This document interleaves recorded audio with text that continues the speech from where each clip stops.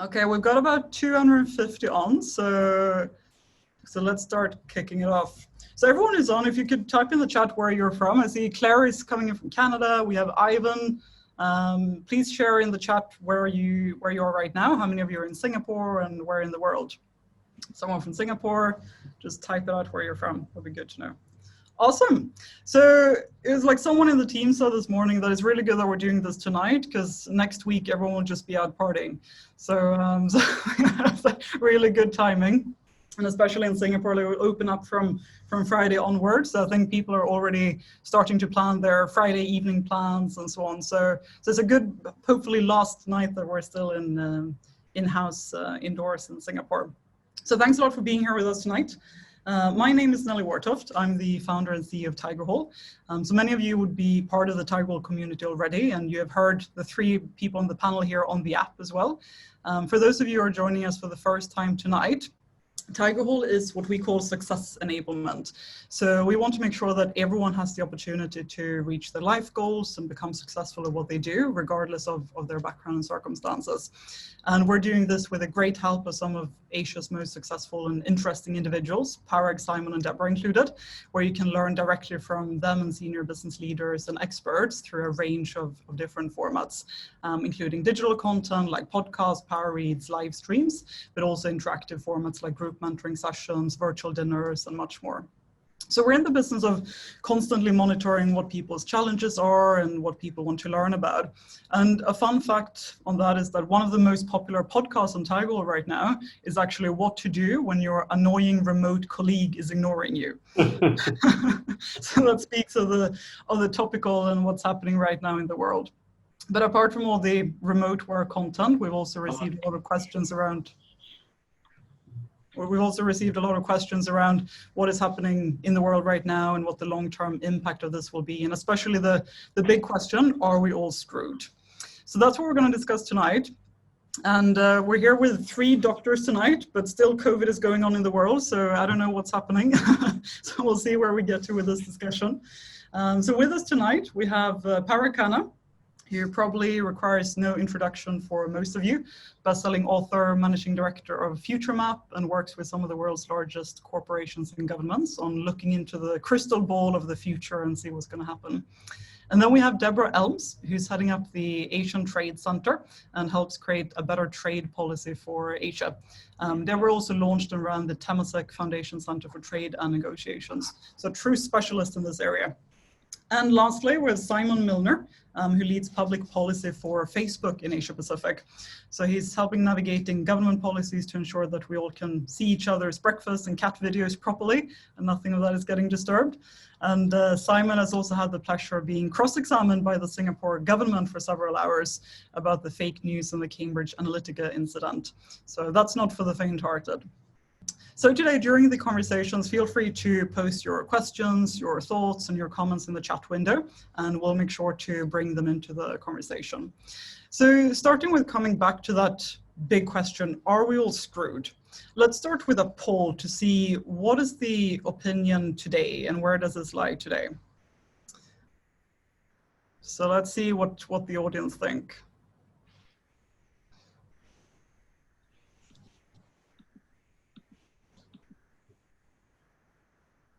It's very interesting to see these poll movements. No, you're not allowing us to vote. I just got blocked from voting. What kind of democratic process is this? Democracy is not part of the future, we'll see. What, would I ever say something like that? Okay, so we have 80% voted. I'll give it a few more seconds. And we'll end. So we've got a pretty positive audience. 76% think we're not screwed, and every 4th person think we are. What do you think? What are if you had to vote in this poll, what would you think, Parag? Do you say yes or no? I would agree with the mob. You know, we're not, and I think though a lot of it's it depends on where you sit, so to speak. And, I believe we're moving into a world in which there's kind of a North American system, a European system, and an Asian sort of system.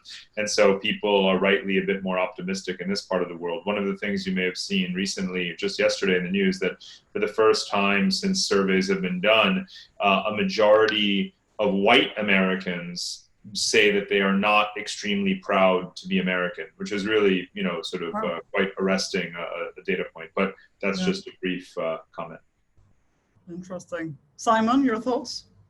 So I'm also with the mob as Karen, right?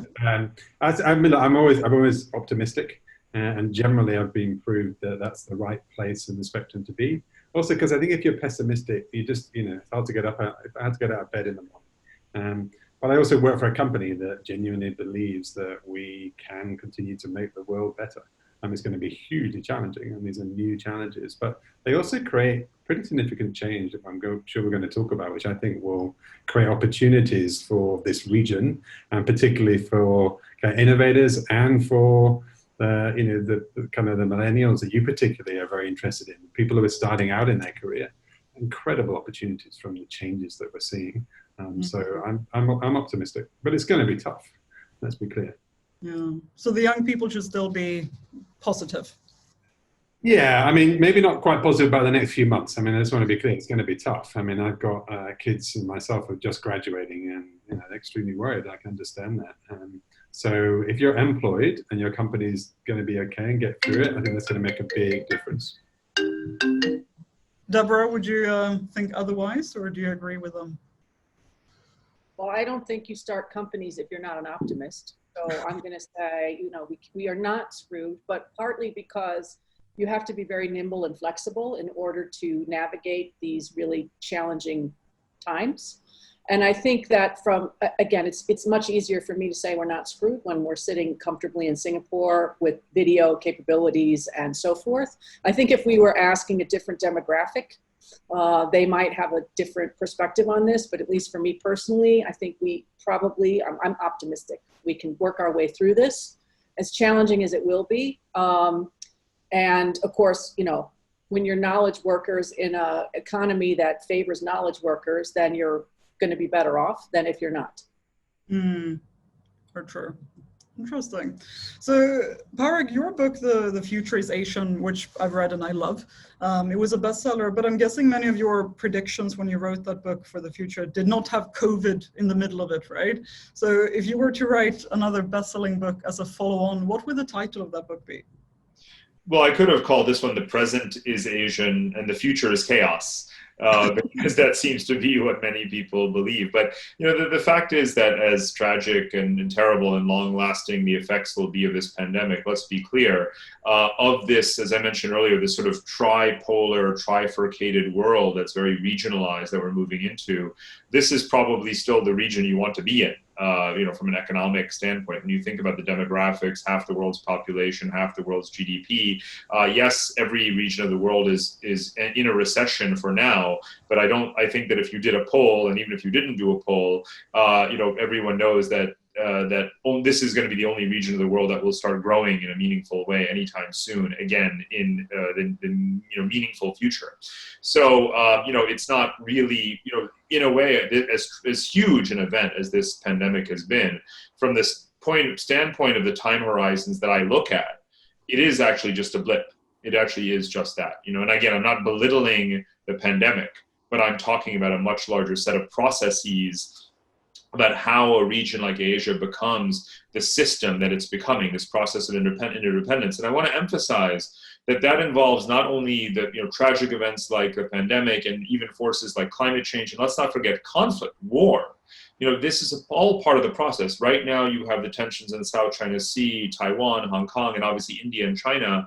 I spend a lot of time excavating, and going to each of those issues. War and conflict are not somehow invalidating the argument about what Asia is becoming. They are part of the story. They're an intimate part of the story. The reason you have a European Union today is because you had a century of violent warfare, right? Genocidal warfare. Let's hope we don't have any more of those in Asia. But these conflicts are part of the process. The subtitle of the book actually was Commerce, Conflict, and Culture in the 21st Century. But the way in which Asians do conflict is not necessarily the Western way. And these sort of civilizational tensions that you see going on are not necessarily going to follow historical patterns. So one thing that I would like to be, at this point, it seems silly to say this, but it would make me just mildly or cautiously optimistic, is that even with this this escalation that's going on right now, what we've seen over the last 30 years is that even in moments like this, the great powers in Asia tend to step back a little bit, from the brink. So I'm not, there's no reason, literally no reason whatsoever to back away from the idea that the future is Asian, because again, it's also about all of Asia. And part of it, and one of the main motivations was to say that the future is Asian, and that means not just China, right? And that's really a huge part. And what you see happening right now, the deep mega trend right now in geopolitics and geoeconomics in Asia, is that we're moving beyond just China. In the world of supply chains, it's China plus one, right? Or a supply chain shifting towards Southeast Asia, towards India, or at least a dissipation so that you don't have this over concentration in China. In geopolitics, you have Europe, America, Australia, Japan competing with Belt and Road in their own initiatives to finance infrastructure and help countries grow with less Chinese debt. So you have this process, again, long term, that is very, very clear to see. It's not some distant twinkle in the eye. It's happening right now. You start to see Asia returning to the pattern it's most familiar with, most comfortable with, and most stable in, which is multipolarity, no dominant power. And that means that we should all take comfort in the fact that the future is going to be Asian and not Chinese. That's a good thing for all of Asia, and it's actually a very good thing for China too. Mm. So probably the future is Asian commerce, COVID, and conflict. Don't forget culture. I wouldn't want to rule out culture. To me, it's Culture is better than conflict. Factor. So we'll just add yet another comma. Or you know what? I think I'll just write something completely different. Excellent. So Deborah, from the work that you're doing with businesses and across the region, do you see this as a blip as well? Is that the sense that you're getting from the organizations that you work with? No, I don't think it's just a blip. I think it depends on, again, sort of who you talk to. So for small businesses, this is potentially catastrophic. So this is not just a blip. This is the end of your business model. And it could be the end of your business model even when you had a very flourishing business. It could be the end of your business even if it's long-standing. So I think for many companies, it's more than just a blip. It's this, they're completely overwhelmed. Come up with the adjective that makes you happiest. It's the tsunami, it's the whatever, and it's washed them out to sea. Even businesses that have been extremely profitable are suddenly struggling. And I am struck in particular by the number of firms that we've been talking to across the spectrum who are really lost and not certain, at least for the interim. Now, of course, I'm an optimist, so at some point in the future, we will look back on this and maybe it looks like a blip, but for today and the individuals living today, trying to figure out how do we survive. We've lost supply of a lot of the things that we need. We've certainly lost demand for a lot of the services or a lot of the goods that we were selling. We're not certain what the future looks like.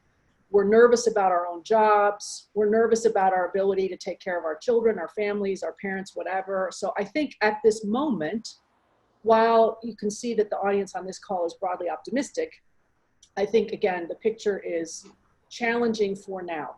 Now, at some point, small businesses, for example, are famous for being able to pivot, find opportunities. I'm not suggesting there aren't opportunities out there. I just think that at this moment, it feels not like a blip. And I suppose that's the case in every sort of major crisis. This is the biggest recession we've had in peacetime in 150 years.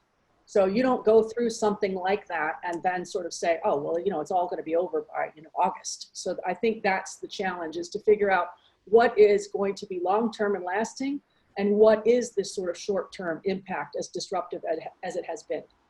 Yeah.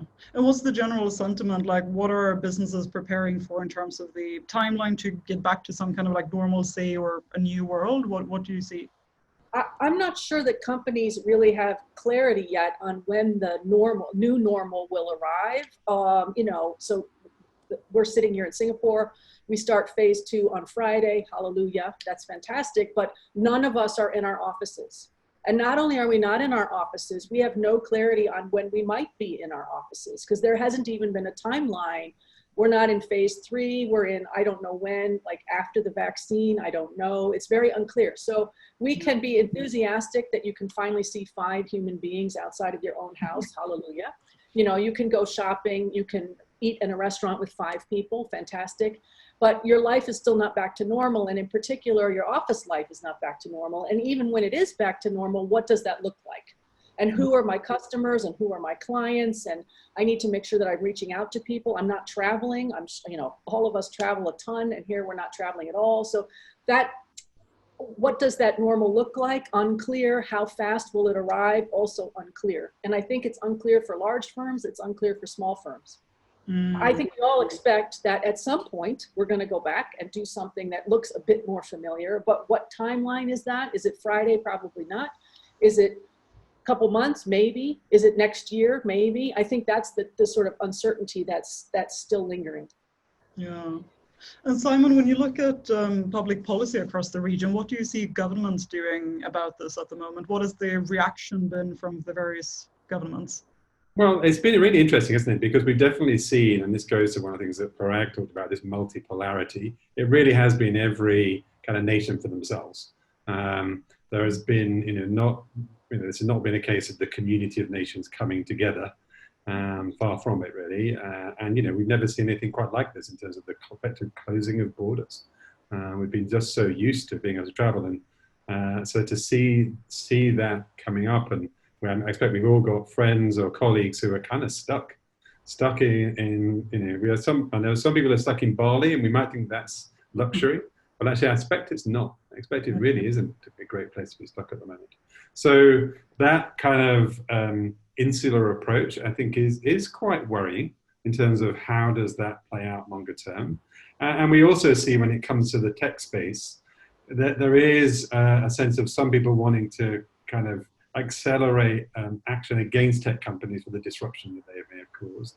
And that some of the sectors, particularly publishing, where they want to blame tech for what's happened to their business model, then we see examples of Australia and just this week Vietnam of threats to say, okay, we're going to force the tech companies to effectively pay for the news industry in our country. So there's all kinds of different things going on. But we also see some great examples, some fantastic uses of tech by governments to inform citizens about how to keep themselves safe, about kind of public policy decisions. The best example that those of us in Singapore, I'm sure, are very familiar with is Singapore was the first government to really use WhatsApp to communicate every day with citizens about what's going on. Actually, not just citizens, anybody who's here. What's going on and what are we doing? And I think that kind of direct engagement with the population is a fantastic new development and in terms of transparency and accountability. And we see lots of examples of that across the region. So as ever, just as Deborah and Parag said, there's so many different things going on here. It's very hard to figure out which of these ones are going to play out in the long term and which are just going to be features of this very unusual year. That's interesting. So I wanted to touch a bit on like businesses, because I know we have a lot of business owners and senior business leaders in the audience. And if you had $1 million to start a business right now, whether it be like a competitor to Zoom, if anyone has thought of it, or face masks you can actually breathe in, that would be a great business idea, I think. But the audience, if you can type in your answer, like if you had $1 million right now, what would you do to capitalize on this opportunity? What kind of businesses would you start? That'd be very interesting to know. And a question to Deborah from the, like, since not that many people would have, let's say, $1 million in liquidity to start a business, what would you advise businesses to do, like one thing right now that would help them become more competitive? So I think there are lots of things. Again, it depends on what you do and where you do it. But if you're not online, you're not in business. I mean, we knew that to begin with, but we particularly know that now. So whatever you could do to make sure that some portion of your business is online, is conducted online, that your staff have the experience to be online, that they know what they're doing, et cetera. So digital, obviously, is crucial. And the second thing, which is what is driving a ton of business to us, and again, this will be slightly self-serving when you sit in a trade center, but helping firms use whatever levers they have to make themselves more competitive is crucial. And so for us, we're one of the rare companies doing very well so far out of this, because we're helping companies who are looking for sources of competitiveness and suggesting that we map what they do with the trade agreement benefits that are available to them. And it's particularly nice that we sit in Asia, which is why I still sit in Asia after all this time, because this is the place where the benefits are the greatest. So working with different kinds of firms, large and medium, the smaller ones a little bit less because they're so, deer in the headlights, not sure what to do, to figure out how can you harness the benefits that are possible in a region that is full of overlapping trade agreements so that your products or your services have more competitiveness in a market than someone else's who's not doing the same thing. So I think those are two suggestions, obviously online, digital, et cetera, and then harnessing any levers that you have that make you more competitive relative to your others in the market. And for us, that happens to be trade agreements, but I think I guess it depends on the sector that you're in, is something you need to do. So thinking now about how do I set myself up, how do we survive, but then how are we positioned for growth going forward? Interesting. So we have a lot of great ideas here in the chat window. We have investing in companies, we have drone delivery service, e-commerce, deliver essential products, online distribution, digital learning, healthcare, tools for remote work collaboration, lots of different ideas. Parag, from your perspective, which of these businesses would do best in an Asian future, do you think?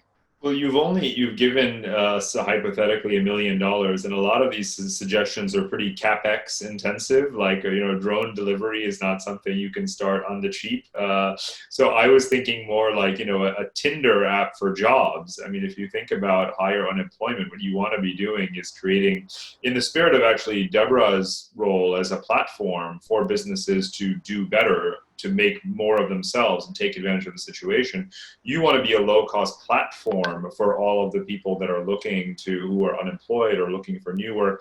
You want to be that swipe mechanism to quickly sort through what opportunities there are. If you think about 10 years ago, more than 10 years ago with the financial crisis and the number of people who wound up becoming, freelancers out of that and still are freelancers. And now all of the new people entering the job market since then, who are inevitably freelancers, especially now after COVID, what's most important for them is just efficiency in the labor market, not presuming that each job they get is going to last for 5 years and then they move to the next one. It could be 5 days, 5 minutes. So I know obviously it's not a novel idea in the sense that there's many ways in which you can go about searching for work online, but I don't think that there's one single, really efficient, really well curated, by skill, by availability, by location, by time commitment, by wage app. If there is, that's great, fantastic. I hope that person is a billionaire. But I'm not the right person to know whether or not that exists or not, because I'm not in that situation. You're not. But it's obviously a good idea. If it didn't exist, you'd have to. You're already a billionaire. That's what it is. Excellent. So, and what about a tender for drone delivery services? How would that work in like delivering from India to China to Singapore? How would that work? Your drones don't go that far. It would be last mile delivery. So it would be from the warehouse, for Amazon here in Singapore to your house. I mean, that would be that last mile, which is always the most difficult part of e-commerce anyways. And if you could do it drone delivery, particularly in densely populated residential areas where you could imagine here in Singapore that the condominiums and the HDB flats would have some place where the drone could land and then distribute packages, I suppose that way. That would be a possible use case for it, but I think that is more than $1 million to invest, at least to really make it practical. But it's something that you can imagine coming forward because of the current pressures on COVID. Now, whether it stays in place is less clear. In other words, right now that sounds very exciting to have contactless delivery. How long do we want to have contactless delivery? Do we need to have it after the pandemic? Hard to say. I mean, I can imagine there's going to be a lot of unemployed people who can do delivery, with wages that were much lower than they used to be. So again, it's sort of a tension here between what you would like to have happen and what the reality is for firms in the market space. And I can imagine many firms scooping up unemployed people and saying, you're now a delivery driver, good luck to you. Exactly.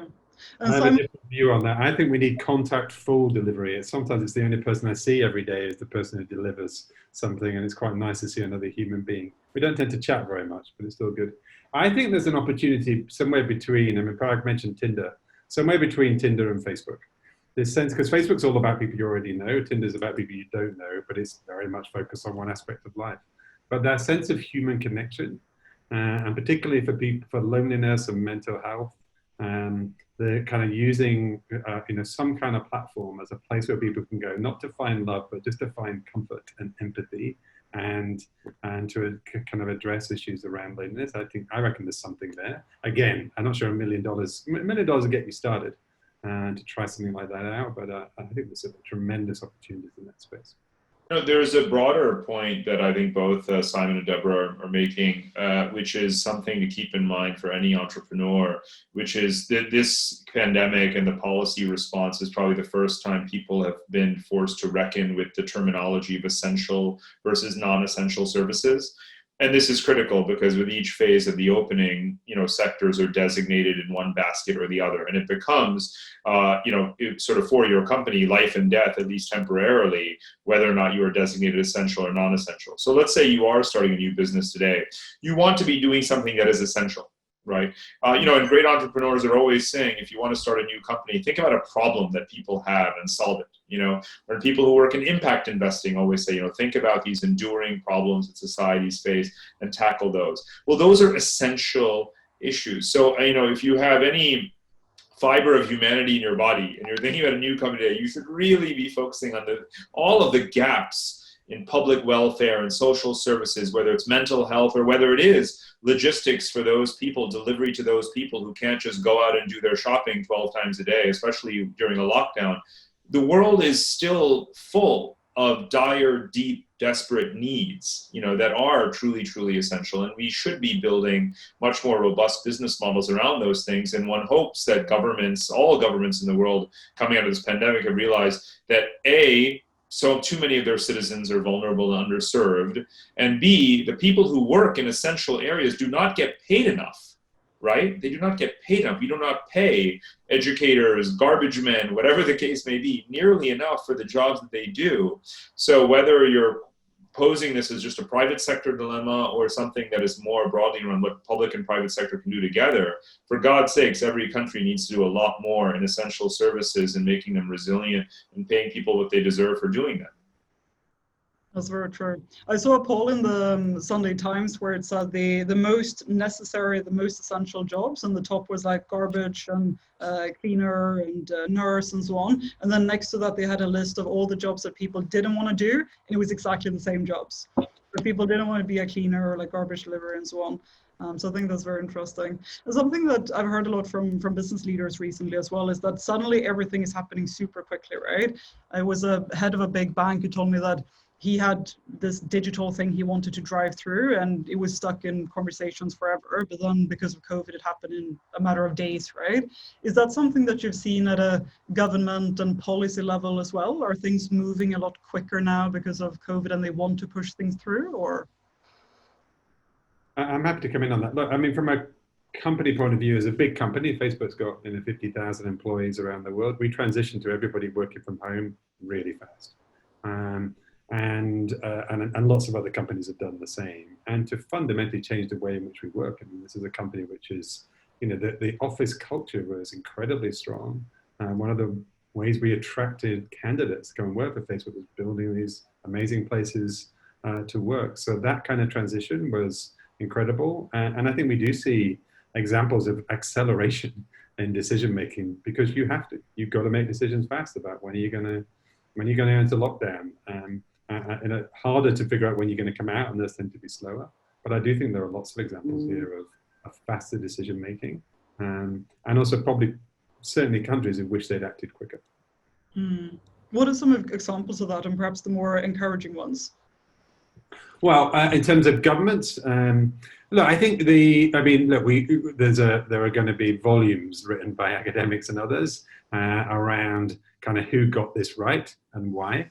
There's going to be a fascinating story to tell about what happened in Singapore in terms of getting it right for a large section of the population, but not for others who are in our community. That's not to say they're not in the community. They are people who are the overseas workers in the dormitories.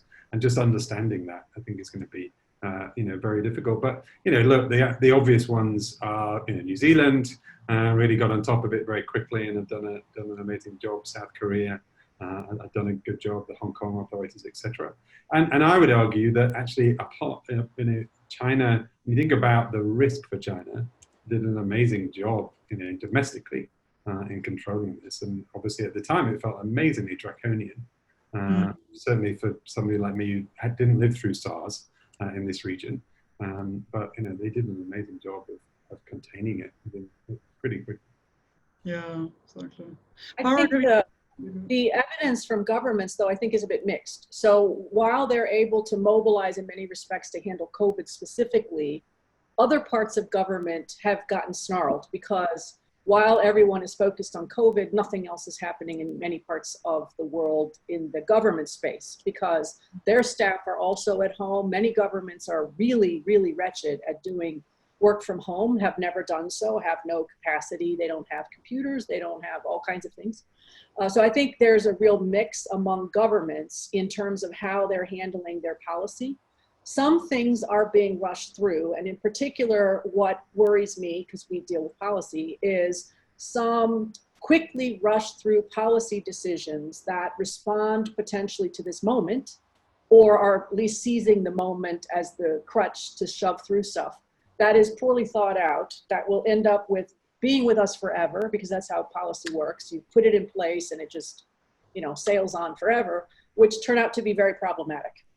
And so we see this in a lot of different countries in this region, and especially now, or maybe it's just because I happen to be in this space, in digital. We see it in supplies, medical supplies, logistics. We see it in some of the areas that are regarded as essential now in food. So there are some problematic policies that I think are either in place or coming, partly because governments are struggling with how do they make policy when they are at home or when they are disrupted in a world that has been changed so dramatically. That's, it's challenging for everyone. It's also challenging for governments. But if we're not having communication between government, and if government is not talking to companies, the risk for me is that we end up with worse outcomes going forward than we would otherwise need to have. It's very similar to within companies as well, where everything is kind of slowed except for the COVID focus, right? And making sure that everything can work. Exactly. That's true.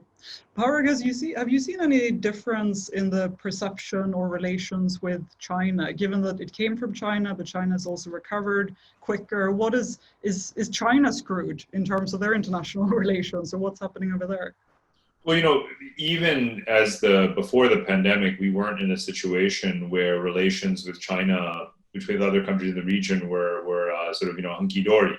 That's not been the case. There's decades worth of pent-up frustration. People tend to view these things in micro cycles as if everyone's rallying around China. No, everyone hates China. The fact is that there's been rising suspicion of China for 25 years at least around the region among many of China's neighbors. And obviously the more aggressive it's become, the more debt traps there have been through Belt and Road and other kinds of tiffs that are happening bilaterally, the more concern you've seen across the region. I spend a lot of my time in China's neighbors, basically, whether it's Myanmar or Kazakhstan or Mongolia, and these are all countries that, quite frankly, I helped them design, their policies to curtail Chinese influence that they're so worried about. And so, this notion that, everything was fine until the pandemic came along, and now we blame China, and it's actually there's more continuity, you might say. But I would say that to the extent that you could possibly believe that Asia could somehow form a coherent, sort of system with China at the center, which is everything that I argue against, right? But if you did believe that, that argument's obviously now dead. This is as if SARS wasn't bad enough, and Belt and Road debt traps, and obviously aggression in the South China Sea, and all these other things. As if all of that wasn't bad enough, now you have COVID and the lack of transparency around that. So again, as I said, prior to COVID, you had the beginnings and the formation of these counter-China coalitions, the Quad arrangement. Now, Trump is talking about a G11. The UK is talking about a D10. All of these, whatever acronym and combination of numbers, letters and numbers you choose, are all about how to, again, pull your eggs out of the China basket, develop more autonomy in production, make sure that you have competitive firms and industries to Chinese technology, and also obviously geopolitical ability to constrain China.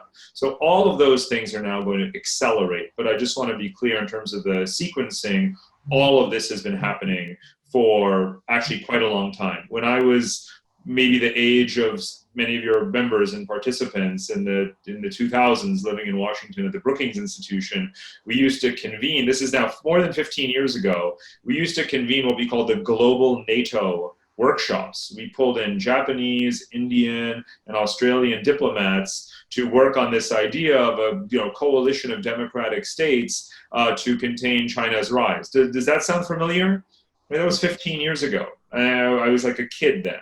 So there's actually nothing new going on here. It's just to remind everyone that this time it's really for real. Let's put it that way. This is the sort of, constrained China coalition is the fundamental feature of geopolitical life for everyone who is alive today. Even if you're 10 years old, it will be the story of your life for the next decades. I want to be clear about that. I don't see any alternative to that set of, the coordination that's underway now. Interesting. And on the tech side of things, Simon, are big tech companies going to capitalize on this pandemic? Because everything is just becoming more and more digital, right? And digital is already the winner. So are they going to capitalize on this, or are they going to assert their dominance, or are they going to actually help even more in this situation? Well, I think, look, we're not all the same in terms of the tech companies, but certainly those tech companies that are able to, are already got kind of strong offerings in, for instance, the kind of remote working, in entertainment or gaming, in e-commerce, health tech, social connection, they're going to do better, of course, because all of those things are of value to people in chain settings and businesses in chain settings. Now, in a lot of those spaces, there's tremendous competition. And so, who actually wins? Well, it depends on how good your product is, how well you're able to serve people, how well you're able to adapt your products to different settings for different people. And so there's all kinds of things that can affect that. But if your business is in travel tech, kind of maybe you're involved in events, or you're kind of really caught up in the US-China nexus, or maybe your business is all around kind of the office environment and real estate, it's going to be tough for you. And you really feel for people who were working in an Airbnb, a company that's had to lay off thousands of people because although it was a very successful tech business, it was just in the wrong place to be. So for us as Facebook, we've undoubtedly benefited from the fact that many hundreds of thousands, millions of people are using our services that weren't using them before. And typically it is about that kind of last 20, 30% of people in a country which is already well connected, who are just not using these services. So I expect all of us have got kind of parents, or maybe with your audience, grandparents, who are using technology for the first time. My father is a lay preacher. He's using Zoom and Facebook Live. And this is a guy who never had even had a mobile phone before. So those kind of things, I think, are really quite dramatic. But also, what's really interesting for me is the most successful company in terms of, is the company we're using right now, Zoom. And how many people knew Zoom or were using Zoom before? It's not one of the established big tech companies that's just had this incredible product that works amazingly well for this kind of setup. And who would have thought? So it's that dynamism of the tech sector and innovation, which is going to still be a great feature of this time. And then you asked about, are we going to help more? Well, of course, I would say, look, we already help quite a lot in terms of communities and economies and democracies and people's lives in terms of the connection we provide. And what's happened for our company in the last few months is that Mark Zuckerberg completely pivoted the company to say, we are going to focus on doing everything we can to help the world. We have now 3 billion people using our services. Let's see what we can do to help make sure they get the best information, accurate information from health authorities about what to do. Let's try and limit misinformation and harmful content. Let's support health authorities. So we've been doing we've massively supported WHO and other health authorities with ad credits, etc., to get good information out there. And then let's support local communities and businesses through this crisis. So enormous amounts of effort in the company to do everything we can through our products to just help the world through this. Does that mean we're taking advantage? No, I think that means we're doing what we should do, which is using our products to help humanity get through this. And there's still a long way to go. So there will be more to come from Facebook and other companies, I'm sure, to do what we can to help. I see. And on the topic of inequality, I want to ask the audience, do you think that COVID will be making the rich richer and the poor poorer? Because there have been some questions around, like, is this further dividing, bringing more like digital divide? The knowledge workers are benefiting, the big tech companies are benefiting, and knowledge workers in the big tech companies are benefiting, whereas the people are in lower paid jobs are not benefiting as much. So let's see, we have 50% having voted. A few more seconds.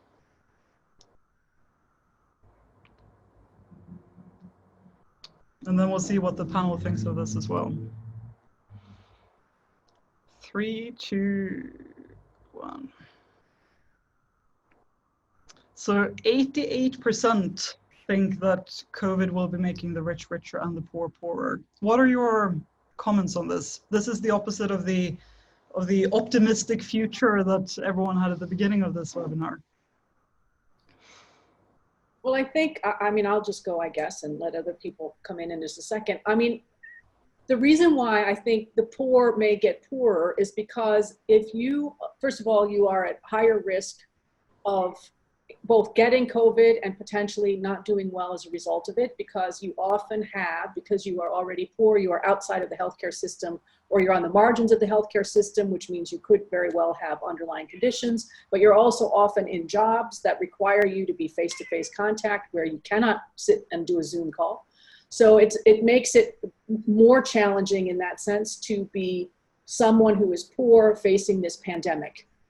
The long-term implications may not be that dire for the poor. It's a little hard to say because maybe they are suddenly, again, viewed as essential workers, some of them. Maybe they are able to find jobs that would otherwise have been closed. Hard to say. So I think the poor clearly being differentially impacted by COVID, at least at this moment. Will they stay there? Hard to say. The rich always survive. They always survive. So I'm assuming that they will do just fine. But I would also note what I find interesting about COVID that I think has been a bit surprising is the companies that we've been talking to who had been doing very well. Now, these are not, your multi-billionaires, but companies that have been doing quite well. And in many respects, they have had business models that have collapsed overnight. And so all of a sudden, what was a very thriving business is not. That's a bit unexpected. Normally, you don't see businesses just collapse especially in unexpected areas. So I'm not sure that all of the rich are going to do well. Some are likely to find themselves suddenly in a business model that no longer works, unable to pivot fast enough, et cetera. I think that the impact is going to be differential. But inequality is going to be with us for a while, because while we would like to say it would be great to come back and build a better world at the end of this crisis, to invest in sustainability, to invest in jobs, good jobs, et cetera, I think that's going to be tough. And I think it's going to be tough because governments are strapped.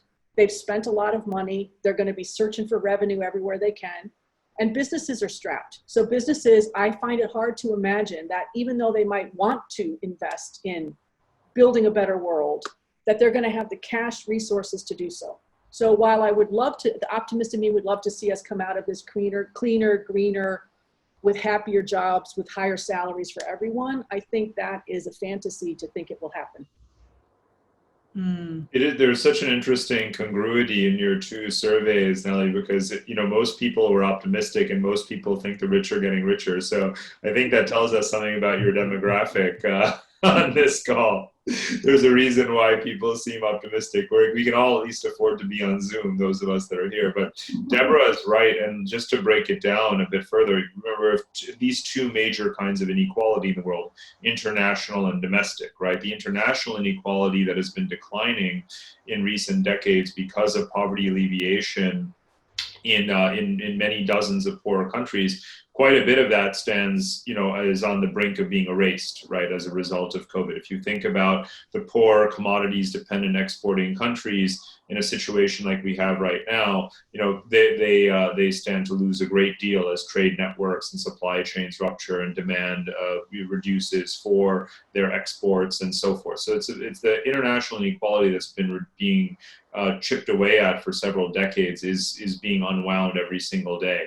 Then there's the domestic inequality, where I think Deborah's right that it really depends on if you mean sort of short-term, long-term. Short-term, if you lost your job and you were poor and you had no savings and you're a manual laborer, this is not good.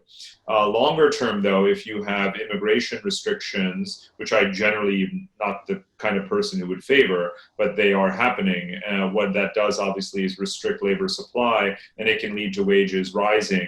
And that's what's happened in previous instances of plagues and pandemics, given the impact that they have on migration. That's exactly what Trump, quite frankly, is trying to engineer. He was trying to engineer before the pandemic, but this just gives him an excuse to do it. The theory is obviously that you constrain immigration, then you will increase wages. The reality is it doesn't actually work that way, because you have a mismatch in the labor market between people's skills and what people are needed to do. So you need both immigration and skills training. But what I see happening is this huge fiscal policy emphasis, right? You've got governments around the world saying, we are going to hold you to account. Every dollar that gets lent to a multinational, better go towards keeping workers in their jobs and so forth. And then, leaving aside the $500 billion that Trump has given to companies and not disclosed who they are, just put that $500 billion aside. But more broadly, you have a lot of countries saying, first of all, we've got to get people working again. This is going to strengthen efforts for universal, wage insurance and medical care and these kinds of things in countries that don't have it, and raising the minimum wage as well and that kind of thing. So these are all fairly progressive ideas that, again, predate the pandemic, no doubt. But given the extent of the crisis, you can't simply, 2 weeks from now, walk away and say, oh, well, that agenda, that was just because of COVID, right? You've got structural unemployment for a very long time to come, and you're going to need to have a reinvention of the social contract in many ways in countries. And we'll see now the competition, because we don't live in a world, Simon rightly said this at the beginning, every nation for itself. You don't really have, a global consensus nor a global pot of money to make this happen. What we'll see here is which countries are genuinely governed in a way that is utilitarian and which ones are not. And I have my very, I have my very clear views on which is which, and I assess them as such. I've written a lot about it. I think that, what's in the DNA of the social contract in the society, there are probably limits to how much they can reinvent themselves. But we're gonna see which ones sink or swim, or at least which ones. Well, what's the kind of place you would want to live in if you were someone who had lost your job right now? Because if you were Greek or Italian or Portuguese, you're probably better off right now in terms of the social benefits that you're getting than if you're an American, right, or something like that. And you can make many of these comparisons. And it has a lot to do with, how bad was COVID in your country, right? It's really what kind of public policies have been dictating your political and socioeconomic model for the last 75 years. That's what's being, very painfully revealed right now. Wow, Yes. that is a pretty tough kind of person to follow. I think that's brilliant analysis of how to think about this, and I suppose it just demonstrates. But look, we know with polls, it's just far too simple a question. And there's going to be so many different ways in which this goes. Trying to write the kind of equation of what equals successful, fair country. And then, it just got much more complicated. It was always complicated, but it's gotten much more so. And I think it's fascinating to see the kind of rich countries that have handled this badly, and then the poor countries like Vietnam, relatively poor, that have handled it incredibly well. But that doesn't guarantee that if you've handled it well, as Parag was saying, that you'll come out of it in a good place, because you're so dependent on those rich countries demanding your goods. And so the interactions of different countries as they come out of this, I think is going to be just fascinating to watch. And, I think we're all, I hesitate to say we're kind of lucky that we get to see this incredibly disruptive event without the kind of, the last time this happened is World War, right? It's not a world war. Yes, lots of people have lost their lives, it's terrible. But we get to be part of the recovery. And I think the kind of community you've got in Tiger Hall, of these people who are kind of interested in our views about all this and some of the things that have been shared in the group, I think we should be optimistic that there's tremendous energy about how do we help the world recover from this. And it's right across the world, and we've got brilliant people in different places that can help do it. So that's why I'm still an optimist, despite probably my sense of, yes, I think that's probably right, because generally that's what's happened in life. The rich can, as Deborah put it so well, the rich can ride out. That's the whole point. What's what money gives you, and wealth gives you. It gives you the ability to ride out bad times. But the long term, I'm still optimistic. So that brings us really nicely into the Q&A. We've got a lot of questions from the audience, so feel free, everyone, to keep putting your questions into the Q&A. The first one is from Darren, that I think is a good question. What does the current crisis tell us about the efficiency of governance in Asia versus Europe, the UK, and the US? What does it tell us about the different governments? First, Parag can start. Sure. I guess just picking up on what we were discussing earlier. First of all, we can't generalize about any of these three regions, right? We have a vast diversity of governments. You would obviously, just comparing Canada and America tells you a lot about how, even when you have two countries that supposedly have a lot in common, there's a lot of things they also don't have in common, And if people were crashing the immigration website of Canada when Trump got elected, if that site were even available right now, because I think the Canadians were smart enough to probably take it down, you would imagine it would have crashed again. And actually, individual US states are trying to negotiate bilateral border entry with Canada right now, because that border, the longest border on the planet Earth, by the way, is closed and has been closed for quite some time. So look, we were seeing every day what's happening in the US. I think what's interesting, though, I'll just say from let's say an academic standpoint, is just the sheer complexity of how all these trends intersect. The exact day many states were supposed to reopen from the COVID lockdown is like the day the Black Lives Matter protests began. Now, these things seemingly don't have much to do with each other, and yet they do, right? And they wind up compounding the kind of misery of the moment. And I think that everyone should remember just how complex an organism society is. Europe, again, how can you generalize, right? Sweden is coming out sort of tarnished from this. What's happening in the UK doesn't surprise me, given how much, sort of it is like the US in terms of populism right now. I'm not at all surprised that Germany, has the lowest per capita, sort of casualty rate among large countries. It's a very technocratic society where people follow order, but quite frankly, as it should be, if you ask me.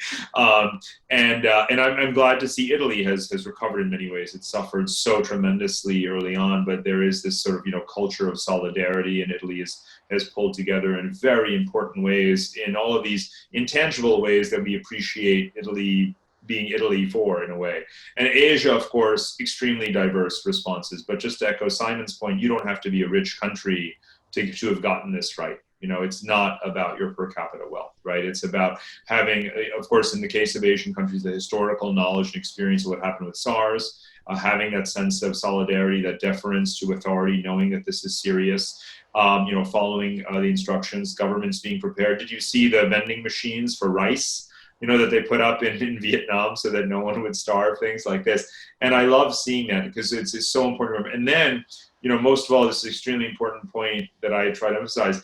This is not about democracy versus authoritarian, right? In the end, one of the lasting lessons that maybe, just about everyone who's conscious will remember 5 years from now, hopefully, is that the such a huge amount of positive attention was shined on Asia's democracies, right? And the majority of people living in Asia, which is the majority of people living in the world, live in democratic societies. You know, there may not be perfect democracies, but they are democracies. And so I think it's good to see the positive attention that Taiwan and South Korea and other countries in the region have gotten, because you do not have to be authoritarian or China to have turned the corner on this, right? And I hope that more people take the time to reflect on how to get that balance of good governance right. Mm. Happy to go to the next question, Denny. Yeah, exactly. And we have another good question on the introduction of universal basic income. Given what we spoke about with the poor getting poorer, do you think it's going to be introduced and we're going to have universal basic income globally? No, definitely not globally. I think the question is, will a government do it somewhere? And you could argue that effectively you've got, I think that seems more likely now, given what's happened, that you are going to see a government will, in a larger country will try it. I'm not sure about this region though. I'd be pretty surprised for it to happen here. There's more likely to happen in a European country, maybe the Middle East, somewhere like that, where there's more wealth to be able to do it. I don't know. I'd be curious to see what others feel about that. What do you think, Deborah? I was happy that Simon went. To be honest, do I think we're going to see universal? I think that it will be attempted because it's a very powerful argument that is very simple for people to understand, and that especially coming through COVID, people will, I can imagine it feels like what should happen. So I imagine that governments may try to do so. But I think in the maintaining a universal basic income, if it's at, of course, I could set a universal basic income at such a low level that it is useless to people. And then I could say I have one, but it actually doesn't mean anything. And I think that's not what people are hoping for. They want a universal basic income that is at a high enough level that everyone is sort of comfortable and lives a comfortable life. It doesn't have to be rich, but at least comfortable. And I think that that's intuitively attractive. Of course, everyone would prefer to live a comfortable life. But our history suggests that that is hard to achieve. And I think maintaining anything that would be like a universal basic income is going to be challenging because the cost involved in providing universal basic income to some large group of people, and maintaining that while not having borders open. I mean, I just see so many challenges around this that, as attractive as the idea is, hard to implement. I think what you might see, what makes more sense to me, is to have maybe better social safety nets in place rather than a universal basic income. And also, and I know there's a lot of questions coming in from a lot of different people on education, coupled with better lifelong education, skills development, et cetera, that allows people to continuously upgrade their abilities. I think maybe that's the better approach, rather than say this is the flat salary that we guarantee, to say if you have a problem, here's a safety net in place, and we help you continuously improve your ability to thrive and survive. Mm. So probably a universal Tiger Hole access is the answer. Well, clearly your audience is very, very fond of education. Must be in education, many of them. And I think that it's important. And I think, you know, I've always admired being in Singapore, their focus on skills development, upgrading, reskilling, et cetera. I think that is something that really should spread. Now, whether they're training for the right skills is a different question. Whether they're providing the right revenue, I don't know. But the point is, to have a commitment at government level to continuously upgrade skills of workers, I think is something that other governments should seize on and should take advantage of, especially coming out of COVID, when many jobs that used to exist will not exist or will be dramatically pivoted so that individuals will be struggling to match their own skill set with the demands of the job market. I agree. So final question before we wrap up. Last one, what could we have done better as humans when this started? And what have we all learned collectively as humanity, governments, businesses? What have we learned and what could we have done better? You want us to speak on behalf of 7 billion people? Wow. Yes. That is the task for the evening. Oh, I think also the kind of foresight would have been great. I bet we all think, I bet there's quite a few people who think, you know what, if only I'd booked that trip a little bit earlier. I was one of the lucky ones. I managed to get a trip in back home to the UK and saw my grown-up kids just before it broke. And so I imagine a lot of people would have loved to have foresight. I actually think one of the things that lessons for me is having not been in, I came to this region 2.5 years ago. I didn't live through SARS. And therefore when people around me were saying, this is really serious, I'm really not sure about flying anymore. Actually, that kind of mindset that we had in this region was just not there in the rest of the world. And so somehow if we can kind of translate the learning from, if we could have had more of an understanding of what a pandemic can do, I think you would have seen countries lock down sooner and you would have saved more lives. But I think that's a really difficult thing to do, is how you translate learning about something like this, that only happened, like SARS that happened in this region, to the rest of the world. I read somewhere that 100 years ago during the Spanish flu, our 3 mechanisms of self-defense and suppression of the pandemic were wearing masks, social distancing, and washing your hands. And here we are 100 years later with all the advances in technology, and our 3 weapons against the pandemic are exactly the same thing. So whether or not any one of us lived through any recent episode like SARS or have deeply studied the Spanish flu, the fact is that I wish that people would just take seriously the fact that, okay, some pathogen has entered the society, every society almost instantaneously. Everyone better just stay at home, wash their hands, and wear a mask. And the fact that we have so many COVIDiots out there is deeply frustrating. And it's not just frustrating, it is downright deadly, right? Country by country now, you can run a simple model to show how many more people have died as a result of not doing these common sense things. And I think that's morally unacceptable and politically unacceptable. So in terms of things that we could have done better, I don't think this is an abstract question at all. And I don't care if we have to wait 5 years or 50 years. The whole point of learning in history is so that you don't have to relive a mistake just because you haven't lived it yet. And so I'm deeply, deeply disappointed that we didn't learn that and take that into account. And your final thoughts, Deborah? Well, where do you go from there? Learns for all of us. I would like to think, again, this is the optimist in me, that we come out of this, those people who come through this, everyone who's lived this experience that is old enough to remember will be scarred by it, I think. And I would like to think that when you come through on the other side, that you have, at the minimum, a better sense of sort of shared humanity. But I'm nervous that we may go the opposite direction. So the optimist in me says we come through this and at least we have a shared sense of humanity, and you figure out who are your neighbors and you say hello to them and you smile at people that you don't know. So, that kind of thing, that sort of group cohesion and togetherness that I think is lacking.